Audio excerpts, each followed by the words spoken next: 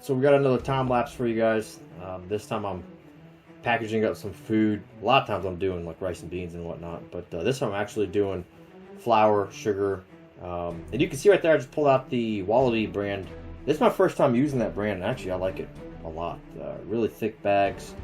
We'll see how good the oxygen absorbers are.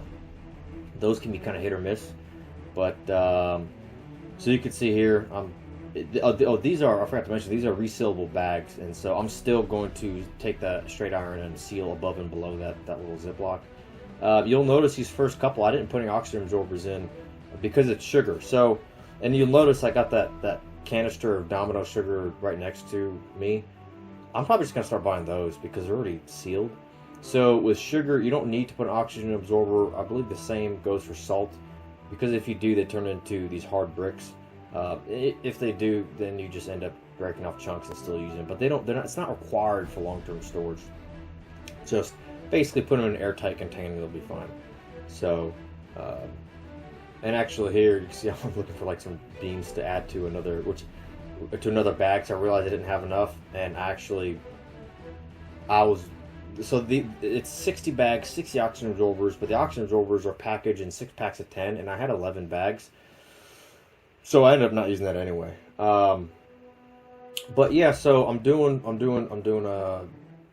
sugar and flour, also cornmeal, and so you can see here I'm sucking out the air.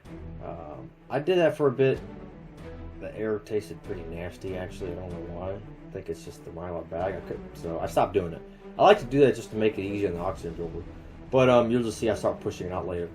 But I added moisture absorbers, desiccant packs, to the cornmeal, because when I started looking it up, I found out that apparently with cornmeal, it's got just enough of a moisture content to where if it's too high, it can allow botulism to grow, which is pretty bad. So some people will put it in the oven at low heat or something to dry that moisture out. I just decided to put 2 desiccant packs in each, and so we will see if that works.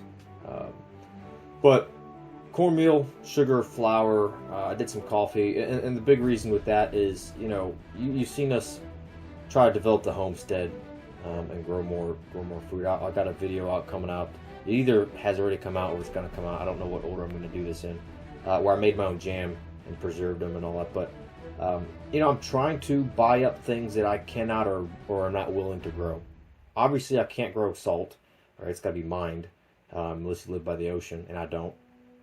And I'm not going to grow and process sugar. Also, the same thing goes for flour. I'm not going to grow wheat and process flour. So, and they're relatively cheap right now, and that may not always be the case, right? So, on one hand, I am focusing on increasing my production.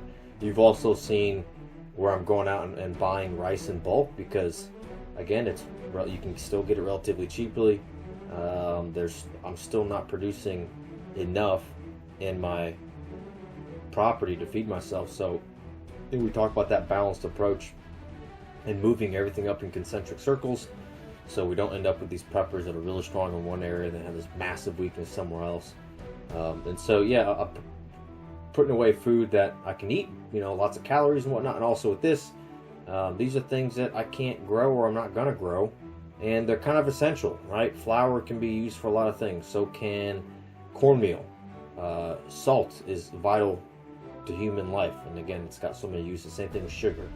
One thing I learned from doing the canning this weekend, the amount of sugar I need is, and I didn't realize how much sugar I needed. It's crazy. So I started looking up, places that I can get bulk sugar, where I can get 25-pound bags of sugar, and so I'm going to be doing that, and I'm going to be putting that in 5-gallon buckets in Mylar bags. Same thing with salt. And if you look historically speaking, there have been times in human history where salt and sugar, especially salt itself, has been used as currency, so it's very valuable.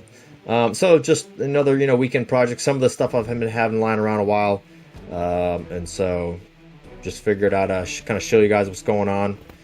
You guys have my sister to thank for these time lapses. She saw what I was doing. She said, "Hey, you should be doing a film. You should be filming this stuff. You should be like time lapsing and people love watching that. So, and she's not lying. I like watching time-lapse videos too. So, anyway, that's about it. That should be the last one. Stay safe, stay prepared.